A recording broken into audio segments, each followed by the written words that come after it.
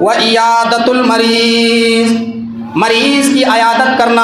جب تمہارے گاؤں میں، جب تمہارے محلے میں، جب تمہارے پڑوس میں جب کوئی بیمار ہو جائے تو اس کو دیکھنے کے لیے چلے جانا، اس کی مزاج پرسی کرنے کے لیے جانا، اس کی عیادت کرنے کے لیے چلے جانا۔ یہ دوسرا کہ ایک مسلمان کا دوسرے مسلمان کے اوپر، میرے بھائیو اس حدیث میں یہ نہیں کہا گیا کہ بیمار ہونے والا جب تمہارا رشتہ دار ہو تبھی تم دیکھنے کے لیے جاؤ، بیمار ہونے والا تمہارا سسر ہو، تمہاری خالہ ہو، تمہارا ماموں ہو، تبھی تم اس کو دیکھنے کے لیے جاؤ۔ نہیں، بلکہ اللہ کے نبی نے یہاں جنرل بات بتائی، چاہے وہ بیمار ہونے والا کوئی بھی ہو، چاہے مسلمان ہو، چاہے عیسائی ہو، جینی ہو، بدھسٹ ہو، کوئی بھی ہو، اگر وہ بیمار ہو گیا ہے تو اس کو دیکھنے کے لیے جاؤ، اس کی مزاج پرسی کرنے کے لیے جاؤ۔ امام کائنات جناب محمد الرسول اللہ صلی اللہ علیہ وسلم کی زندگی پر ذرا نظر ڈالو میرے بھائیو۔ اللہ کے نبی صلی اللہ علیہ وسلم کا معاملہ یہ ہے، آج ہمارے معاملہ کیا ہے؟ آج ہم اس کو مزاج پرسی کرنے کے لیے اس کے گھر میں نہیں جا سکتے، اس لیے کہ وہ ہمارے گھر میں نہیں آیا تھا، ہم کیوں جائیں گے؟ آج ہم یہ نظریات رکھتے ہیں۔ اللہ کے نبی صلی اللہ علیہ وسلم کے اوپر نظر ڈالو، ایک یہودی بچہ ہے جو 12 سال کا ہے، مشہور واقعہ ہے، بخاری کے اندر یہ واقعہ دیکھا جا سکتا ہے میرے بھائیو۔ 12 سال کا یہودی بچہ جو اللہ کے نبی جناب محمد رسول اللہ صلی اللہ علیہ وسلم کی خدمت کیا کرتا تھا، وہ بچہ اللہ کے نبی صلی اللہ علیہ وسلم کی سیوا کی کرتا تھا، وہ پانی لوٹا میں بھر کر کے اللہ کے نبی کو پیش کر دیا کرتا تھا، اللہ کے نبی وضو بنانے کے لیے بیٹھ جایا کرتے تھے۔ اس طریقے سے اس بچے نے خدمت کی۔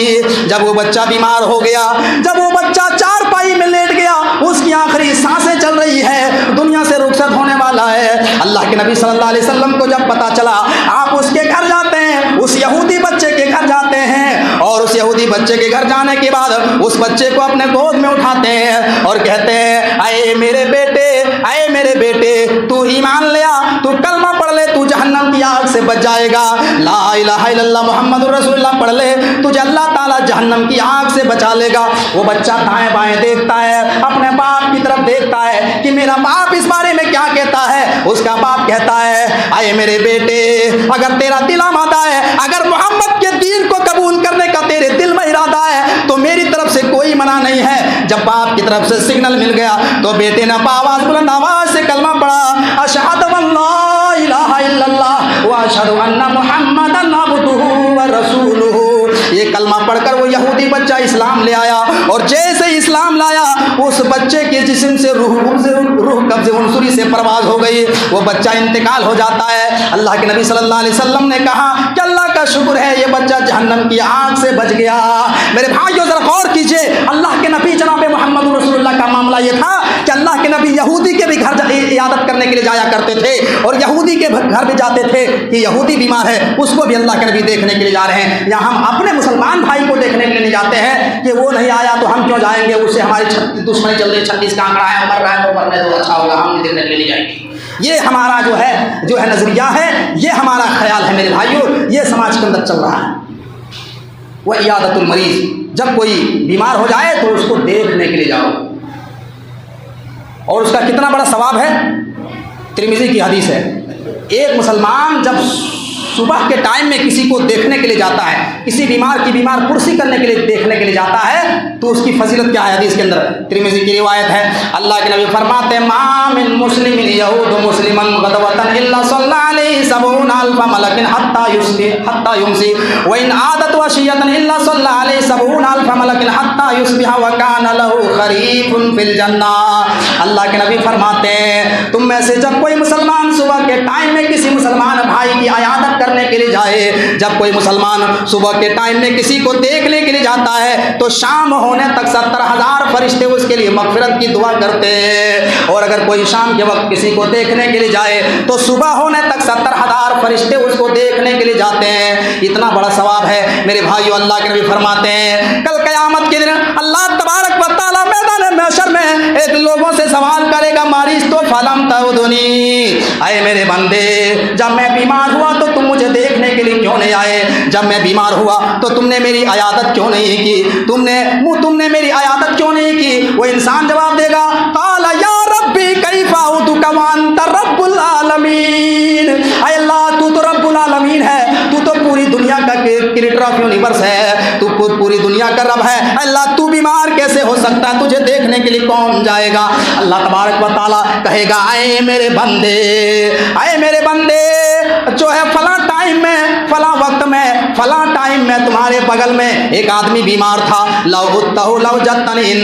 फला टाइम में एक आदमी बीमार था, अगर तू उसको देखने के लिए जाता, अगर तू उसकी मिजाज कुर्सी करने के लिए जाता तो उसकी जगह तू मुझे पाता, तू मुझे वहीं पाता। अगर तुमने उसकी इयादत की होती तो मेरा हक अदा हो गया होता। मेरे भाइयों, इतना बड़ा सवाब है कि कोई आदमी सुबह के टाइम में जा रहा है तो शाम होने तक 70,000 फरिश्ते उसकी मग़फ़िरत की दुआ कर रहे हैं, और शाम के वक्त में अगर कोई किसी को देखने के लिए जा रहा है तो सुबह होने तक 70,000 फरिश्ते उसके लिए मग़फ़िरत की दुआ करते हैं। और जब तुम किसी मरीज को देखने के लिए जाओ, जब तुम किसी बीमार को देखने के लिए जाओ तो वहाँ पर जाकर के अच्छी बातें किया करो, अच्छी बातें किया करो, क्योंकि वहाँ पर फरिश्ते मौजूद होते हैं। वहाँ जाकर के दुनियादारी फालतू की बातें मत किया करो, हैं मेरे भाइयों। और जो दुआ बतलाई है अल्लाह के नबी ने, वो दुआ पढ़ा करो। क्या बताया अल्लाह के नबी ने? दुआ बतलाई, जब तुम किसी मरीज की इयादत करने के लिए जाओ तो दुआ पढ़ो, ला बासा तहूरुन इंशाअल्लाह, कोई बात नहीं, अल्लाह ताला तुम्हें इस बीमारी के जरिए बहुत सारे गुनाहों को मिटा देगा, ला बासा तहूरुन इंशाअल्लाह। ये दुआ पढ़ा करो किसी मरीज को जब देखने के लिए जाओ। हम देखते हैं समाज के अंदर लोग देखने के लिए मरीज को जा रहे हैं वहाँ देखने के लिए जा रहे हैं, ऐसे बेचारा कैंसर वंसर की बीमारी में मुब्तला है, इस बीमारी में तो वैसे आदमी जल्दी बचता नहीं है। अब हम उसको देखने के लिए गए और वहाँ जाने के बाद लाबासा तहूरुन इंशाअल्लाह इस तरीके की जो दुआ है, ये दुआ तो पढ़ी नहीं। वहाँ जाने के बाद बोलते हैं आपस में, अरे तुम्हें ये बीमारी हो गई, अरे यही बीमारी तो हमारे मोहल्ले में एक साहब को हुई थी, एकदम यही बीमारी एक साहब को हो गई। अब वो मरीज सोचता है कि ये कोई इलाज बताने वाला है, कहा यही बीमारी हमारे गाँव में एक आदमी को हुई थी। कहा फिर मरीज पूछता, हाँ क्या हुआ? अरे क्या हुआ, बोले 1 हफ्ता के बाद मर गया। कुछ आदमी इससे भी ज़्यादा फास्ट होते हैं, जाके वहाँ पहुँचा, ना कोई दुआ पढ़ा ना कुछ, डायरेक्ट जाके पूछा, अरे भाई साहब आपको ये बीमारी हो गई, यही बीमारी तो हमारे मामू को हुई थी। अब वो मरीज सोचता है कि यही बीमारी इसके मामू को हुई थी, कोई इलाज बताएगा, कोई डॉक्टर का पता बताएगा, कोई हकीम का पता बताएगा। वो मरीज पूछता, हाँ फिर क्या हुआ? अरे क्या हुआ? वो 3 दिन के बाद खत्म हो गया, मर गया। तो ऐसे लोग मरीज को और मारने पहुँच जाते हैं। और अगर मरीज बहुत सीरियस हो और अगर आपको लगता हो कि मरीज 3-4 घंटे में अल्लाह के प्यारे हो जाएंगे, 3-4 घंटे में दुनिया से रुखसत होने वाले हैं, तो वहाँ जाकर के मेरे भाइयों कलमा की तलकीन करो। वहाँ जाकर के उसके सर के पास बैठ करके जो है ला इलाहा इल्लल्लाह, ला इलाहा इल्लल्लाह मुहम्मदुर रसूलुल्लाह, ला इलाहा इल्लल्लाह मुहम्मदुर रसूलुल्लाह, जाके कलमा की तलकीन करो। और उसको नहीं कहना चाहिए, उसको नहीं कहना चाहिए, जो मरीज है, जो मरने वाला है, उसको नहीं कहना चाहिए पढ़ पढ़ पढ़ ला इलाहा इल्लल्लाह पढ़, ला इलाहा इल्लल्लाह पढ़ कामयाब होगा, उसको नहीं कहना चाहिए। क्योंकि मेरे भाइयों जब किसी का मरने का टाइम आता है तो उसके सामने एक फरिश्ता भी खड़ा होता है और दूसरी तरफ शैतान पानी का प्याला लेकर के खड़ा होता है। फरिश्ता कहता है कि तू ला इलाहा इल्लल्लाह पढ़ ले, जन्नत में दाखिल हो जाएगा। शैतान कहता है कि पानी पी, मैं तुझे पानी पिला दूंगा, तेरी जान बच जाएगी। अब वो आदमी जो है, कोई आदमी होता है अपनी जान बचाने के लिए जो है पानी पीने के लिए तैयार हो जाता है, और शैतान कहता है कि मैं तुझे पानी पिला दूंगा, तू मेरे आगे सजदा कर ले। और इंसान जान बचाने के लिए शैतान को सजदा भी कर देता है। मेरे भाइयों, तो वो बहुत ही नाजुक वक्त होता है, बहुत ही गंभीर वक्त होता है। वहाँ जाकर के मेरे भाइयों दुनियादारी की फालतू की बातें नहीं करनी चाहिए, वहाँ जाकर के कलमा पढ़ना चाहिए, ला इलाहा इल्लल्लाह, ला इलाहा इल्लल्लाह, ताकि मरीज भी सुन करके पढ़ने लगे ला इलाहा इल्लल्लाह। और औरतें जो हज्जरें जो चौधराइन बनी बैठी है ना, ये जो जुमा पढ़ना आई है, ये सबसे ज्यादा इस बीमारी में, तो वहाँ जाकर के पढ़ ले पढ़ ले पढ़ पढ़ पढ़, ए ला इलाहा इल्लल्लाह पढ़, ला इलाहा इल्लल्लाह पढ़ पढ़ पढ़ पढ़। अरे कहीं गुस्से में कह भाग, नहीं पढ़ता, मुझे पानी प्यास लगी, नहीं पढ़ता, तो फिर क्या? तो उसके हालत में होगी, तो उससे नहीं कहना चाहिए। मसला याद रखिए मेरे भाइयों, मरने वाला को नहीं कहना चाहिए कि ला इलाहा इल्लल्लाह पढ़ो, बल्कि खुद उसके पास बैठ करके ला इलाहा इल्लल्लाह, ला इलाहा इल्लल्लाह पढ़ना चाहिए, ताकि वो सुन ले और वो भी पढ़ने लगे ला इलाहा इल्लल्लाह, ला इलाहा इल्लल्लाह। ये तलकीन बताई हमें अल्लाह के नबी सल्लल्लाहु अलैहि वसल्लम इस तरीके की मरीज़ की इयादत करने के लिए। जब जाओ, ये हक है। तो पहला हक क्या है? रद्दुस सलाम, सलाम का जवाब देना। दूसरा हक क्या हुआ? इयादतुल मरीज़, मरीज़ की इयादत करना। नंबर 3 वत्तिबाउल जनाइज़, जब किसी मुसलमान का इंतकाल हो जाए तो उसकी नमाज जनाजा में शामिल हो जाना, उसकी नमाज जनाजा में शामिल हो जाना, ये तीसरा हक है एक मुसलमान का दूसरे मुसलमान के ऊपर। मेरे भाइयों, अल्लाह के नबी सल्लल्लाहु अलैहि वसल्लम की ज़िंदगी पर जरा नज़र डालो। अल्लाह के नबी सल्लल्लाहु अलैहि वसल्लम जो है कट्टर मुनाफिक के नमाज जनाजा पढ़ाने के लिए एक मरतबा आगे बढ़ गए थे, अब्दुल्लाह इब्न उबई इब्न सलूल, इसके बारे में बता चुका हूँ। मेरे भाइयों, तो तीसरा हक है, जब तुम्हारे गाँव में या इलाके में किसी मुसलमान का इंतकाल हो जाए तो उसकी کی نماز جنازہ میں شامل ہو جانا، اس کی نماز جنازہ میں شرکت کرنا، اس کا کتنا بڑا ثواب ہے۔ اللہ کے نبی صلی اللہ علیہ وسلم فرماتے ہیں من اتبع جنازۃ مسلم ایمانا واحتسابا من الاجر قیراتین۔ اللہ کے نبی فرماتے ہیں، مسلم کی روایت ہے، تم میں سے جب کسی کا انتقال ہو جائے اور جب اس کی نماز جنازہ میں تم شامل ہو جاؤ میرے بھائیو تو اس کا کتنا بڑا ثواب ہے۔ اللہ کے نبی فرماتے ہیں جب کسی کے انتقال میں کوئی مسلمان شامل ہوتا ہے ایماناً و احتساباً، ایمان کے ساتھ اور ثواب کی نیت سے اور ایمان رکھتے ہوئے، دو چیزیں اس حدیث میں بتائی گئی ہیں، ایمان کے ساتھ اور ثواب کی نیت سے۔ یہ نہیں کہ وہ فلاں مرنے والا ہمارا بہت بڑا دوست تھا، اگر ہم نہیں جائیں گے تو لوگ کیا کہیں گے، مرنے والے کے ساتھ ہمارا کاروبار تھا، اگر ہم نہیں جائیں گے تو لوگ کیا کہیں گے، اس کے گھر والے کیا کہیں گے، اس نیت سے نہیں، بلکہ جو ہے ایمان کے ساتھ اور ثواب کی نیت سے جس نے جو ہے دوسرے مسلمان بھائی کی نماز جنازہ میں شرکت کی اور مغفرت کی دعا کی، اللہ کے نبی فرماتے ہیں من الاجر قیراتین، اللہ کے نبی فرماتے ہیں کہ اس کو 2 قیرات کے برابر ثواب عطا فرمائے گا۔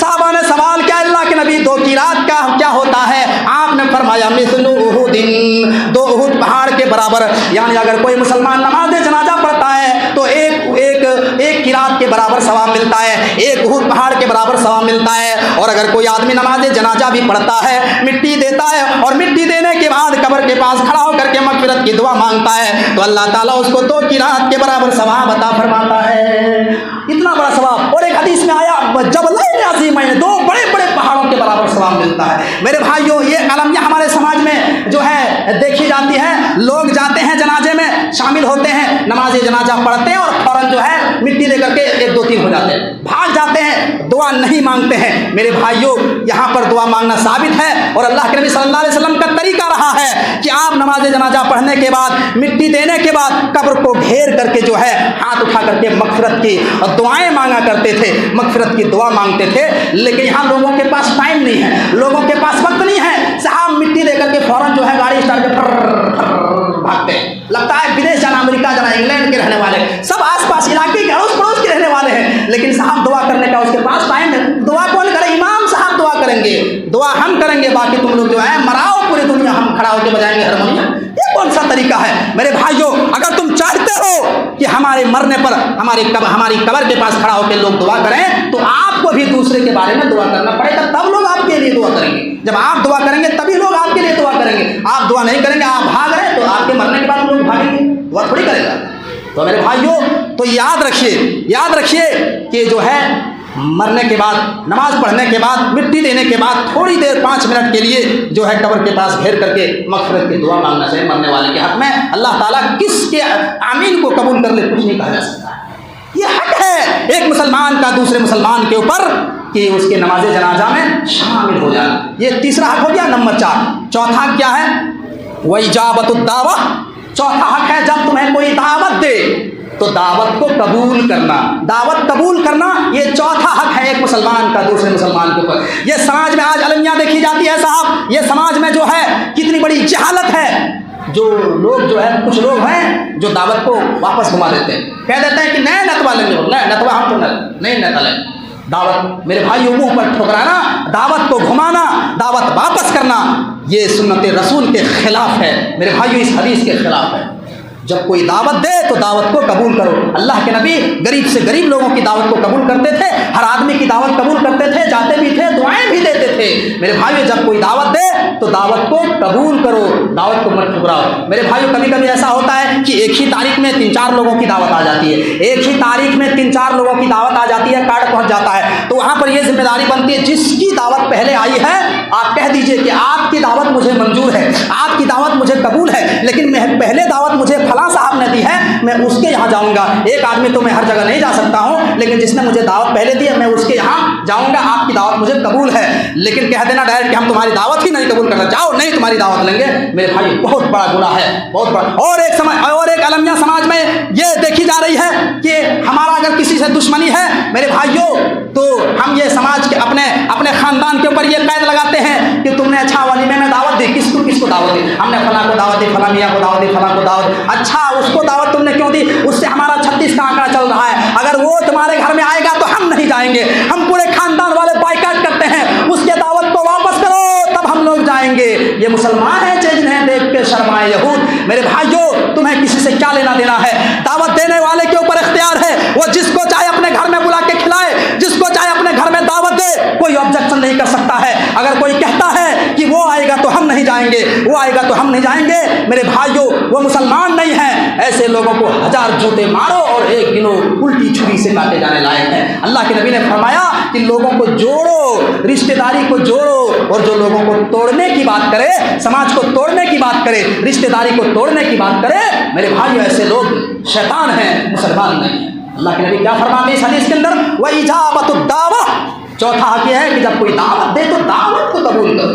سماج کی بہت بڑی جہالت ہے میرے بھائیوں، ہم نے تقریر ہمارے علاقے میں دیکھی جاتے ہیں، ہم نے تقریر کیا اس بیماری میں بہت لوگ مبتلا ہیں کہ وہ آئے گا تو ہم نہیں جائیں گے، تم نے اس کو دعوت دی، اس کو گھماؤ۔ میرے بھائیوں ذرا غور کیجیے، یہ بہت بڑی المیہ ہے، حرام ہے اس طریقے سے کرنا۔ پانچواں حق کیا ہے؟ وَتَشْمِيتُ الْعَاطِسِ، وَتَشْمِيتُ الْعَاطِسِ، ایک مسلمان کا دوسرے مسلمان کا حق یہ ہے کہ جب سامنے والے کو چھینک آئے اور چھینکنے والا جب الحمدللہ کہے تو اس کے جواب میں یرحمک اللہ کہنا، اس کے جواب میں یرحمک اللہ کہنا۔ کسی کو چھینک آئی، چھینکا اور کہا الحمدللہ، تو آپ نے سن لیا، تو آپ کے اوپر ذمہ داری بنتی ہے کہ آپ اس کو دعا دیں اور کہیں یرحمک اللہ، اللہ تمہارے اوپر رحم فرمائے۔ میرے بھائیوں کیونکہ میڈیکل سائنس کہتی ہے، ڈاکٹر لوگ کہتے ہیں کہ جب کسی کو چھینک آتی ہے، جب کسی کو چھینک آتی ہے تو 0.5 سیکنڈ کے لیے دل کی دھڑکن بند ہو جاتی ہے، 0.5 سیکنڈ کے لیے یعنی آدھے سیکنڈ کے لیے دل کی دھڑکن بند ہو جاتی ہے۔ اگر اس دل کے 0.5 سیکنڈ کے درمیان اگر اللہ چاہتا تو ہارٹ اٹیک دے دیتا۔ اگر ہارٹ اٹیک کے ذریعے ہم مر سکتے تھے تو اللہ نے ہماری دوبارہ زندگی بخشی، تو اتنا تو بنتا ہے کہ ہم اللہ کی تعریف کریں، ہم الحمدللہ پڑھیں، اللہ کی تعریف کریں۔ چھینک اللہ کو پسند ہے، چھینک اللہ کو پسند ہے اور الحمدللہ کہو، اور جمائی اللہ کو پسند نہیں ہے، جمائی اللہ کو پسند نہیں ہے۔ میرے بھائیوں کتنے چھینک اللہ کو پسند ہے تو ہم جو ہے شرماتے ہیں، چھینک کو جو ہے دبا دیتے ہیں کہ لوگ کیا کہیں گے، چھینکیں گے تو کہے گا یہاں پہ کورونا پھیلا ہے۔ اور جمائی اللہ کو پسند نہیں ہے، جمائی اللہ کو پسند نہیں ہے، منہ کھول کے جمائی لینا یہ اللہ کو پسند نہیں ہے، شیطان کو جمائی پسند ہے۔ لیکن ہم جو ہے چھینکتے وقت جو ہے ہم شرما کر کے اس کو جو ہے دبانے کی کوشش کرتے ہیں، اور جمائی اللہ کو پسند نہیں ہے، جمائی اللہ کو پسند نہیں ہے، اس جمائی کو تو ہم جم کر کے لیتے ہیں، ایک دم منہ کھول کے لیتے ہیں، جبکہ جو ہے رومال رکھ لینا ہے یا ہاتھ رکھنے کا جو ہے تعلیم ہے۔ لیکن جو ہم دیکھتے ہیں جب جمائی لیتے ہیں تو ایسا لگتا ہے ایسے لوگ کیڑے مکوڑے اپنے منہ کے اندر سنبھال، یہ کون سا طریقہ ہے؟ یہ میرے بھائیوں اپنے منہ میں ہاتھ رکھ لیا کرو یا رومال رکھ لیا کرو، یہ اللہ کے نبی جناب محمد رسول اللہ صلی اللہ علیہ وسلم کی تعلیم ہے۔ میرے بھائیوں 1:09 ہوگی۔ آخری بات، تو اس حدیث میں 5 حقوق بیان کیے گئے، آخری حق بیان کر کے میں اپنی باتوں کو اختتام کرتا ہوں۔ آخری حق کیا ہے؟ اللہ کے نبی فرماتے ہیں کہ آپس میں ایک دوسرے سے حسد نہ کیا جائے، بغض نہ رکھا جائے۔ مسلم شریف کی روایت ہے، لا تحاسدوا ولا تباغضوا ولا تجسسوا ولا تحسسوا ولا تناجسوا كونوا عباد اللہ اخوانا۔ اے مسلمانوں تم آپس میں ایک دوسرے سے حسد نہ کیا کرو، نہ کسی کے تعلق سے اپنے دل میں بغض رکھا کرو، نہ جاسوسی کیا کرو، نہ کسی کی بات کو چوری چھپ کے سنا کرو، اور کسی چیز کی بولی لگانے کے لیے، قیمت بڑھانے کے لیے بولی مت لگایا کرو، ڈھاک مت بڑھایا کرو۔ وَكُونُوا عِبَادَ اللَّهِ اخوانا، اور تم سب اللہ کے بندے اور بھائی بھائی بن کر کے رہو۔ میرے بھائیوں آج حسد کے بغض کی بیماری میں ہم مسلمان 99% لوگ گرفتار ہیں۔ اللہ کے نبی اللہ کے رسول حضرت موسیٰ علیہ السلام اللہ سے ایک مرتبہ کلام کر رہے ہیں، اللہ سے بات کر رہے ہیں۔ 2 ہی پیغمبر ہیں جنہوں نے اللہ سے ڈائریکٹ کلام کیا، اللہ سے ڈائریکٹ بات کیا، ایک موسیٰ کلیم اللہ ہے، ایک دوسرا ہمارے آخری نبی جناب محمد رسول اللہ ہے۔ حضرت موسیٰ علیہ السلام اپنے رب سے کلام کر رہے ہیں تو کیا دیکھتے ہیں کہ ایک آدمی اپنے رب کے عرش کے نیچے میں اطمینان سے بیٹھا ہوا ہے، اطمینان سے آرام سے بیٹھا ہوا ہے۔ اللہ کے پیغمبر موسیٰ علیہ السلام پوچھتے ہیں، اے اللہ یہ کون آدمی ہے، کیا مقام ہے ان کا، کیا عزت ہے ان کی، کیا مقام ہے ان کا جس کی وجہ سے اتنا آرام سے اطمینان سے بیٹھا ہوا ہے؟ اللہ تعالیٰ نے کہا، اے موسیٰ یہ مت سوچو کہ میں ہی پرہیزگار ہوں، میں ہی متقی ہوں، میں ہی اللہ والا ہوں، میں ہی تقوی والا ہوں۔ اے موسیٰ یہ وہ آدمی ہے جو دنیا میں کسی سے حسد نہیں کیا کرتا تھا، کسی سے جلن نہیں کیا کرتا تھا۔ آج میرے بھائیوں آج ہر وبھاگ میں ایک دوسرے سے لوگ جلن رکھتے ہیں، آج لوگ ہر وبھاگ میں ایک دوسرے کی ٹانگ کھینچا کھینچی کر رہے ہیں، ہر وبھاگ سب اس بیماری میں 99%، اگر میں 99% کہہ دوں تو غلط نہیں ہوگا جی، سب لوگ اس بیماری میں مبتلا ہیں، چاہے بڑے بڑے عالم ہو، سب सब इस बीमारी में मुब्तला है भाई। हम सब जानते हैं कि कौन कितना पानी में तैर रहा है, हर विभाग में। मैं किसी को अच्छा नहीं, मैं अपने आप को भी शामिल करता हूँ। सब लोग जो है इस बीमारी, जो बहुत बड़ा गुनाह है, नेकियों को सफाया कर देती है ये मर्ज मेरे भाई, ये बीमारी। दूसरा, अल्लाह के रसूल मूसा अलैहिस्सलाम ने पूछा कि क्या दूसरी क्या खूबी है? अल्लाह ने कहा 3 खूबी है। पहली खूबी ये है कि हसद नहीं करता।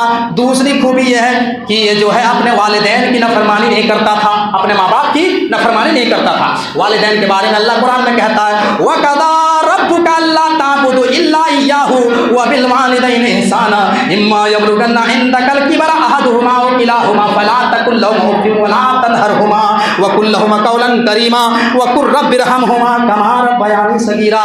तुम्हारे रब की तरफ से फैसला हो चुका है कि अल्लाह के अलावा किसी की इबादत नहीं की जाएगी। और तुम्हारी जिंदगी में बुढ़ापे की उम्र में अगर तुम्हारी माँ या तुम्हारा बाप पहुंच जाए, फला तकुल लहुमा उफ़, तो तुम उनको उफ़ तक ना कहो और उनके हक में दुआ करो जो अल्लाह ने कुरान में बतलाई है। क्या बतलाई? व कुर रब्बिरहमहुमा कमा रब्बयानी सगीरा।